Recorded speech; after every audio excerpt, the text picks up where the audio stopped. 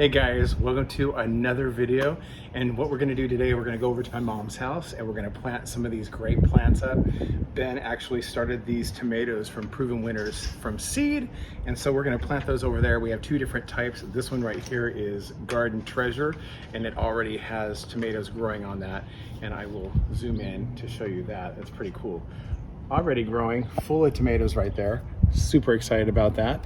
And then Garden Gem, which is a more snack sized tomato, but they need to be transplanted because I need to get them out of their cans. So she's gonna love those. We're gonna plant those up. And then we're gonna clean up her front planters and put in a new annual.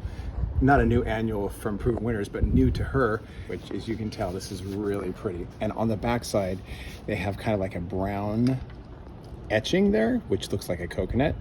So these are going to do really well in her front because it gets full sun pretty much all day long, and these things love that. So we're going to plant these up there. I'm going to give you a little garden tour, and then hopefully you'll be able to see how her garden is doing, which is kind of cool because it's a new space that you guys haven't seen in a while. So we're excited. So let's get over there. We're going to go to Sam's Club and get some potting soil for the tomatoes, and then we're gonna plant everything up and we'll show you what that looks like in just a moment. All right, guys, let's go. So we're here at my mom's house now, and Ben is drilling holes in the bottom of a new pot that we had purchased because she had 2 pots with tomatoes, and since he grew 3 for my mom, we had to go ahead and purchase another pot, so they all match. We found the one that we had purchased before for her, and we also picked up some of that potting soil from Sam's Club. This moisture control from Miracle Grow works really well. I wish I could find the Espoma potting soil, but here in Southern California, I've yet to find it anywhere.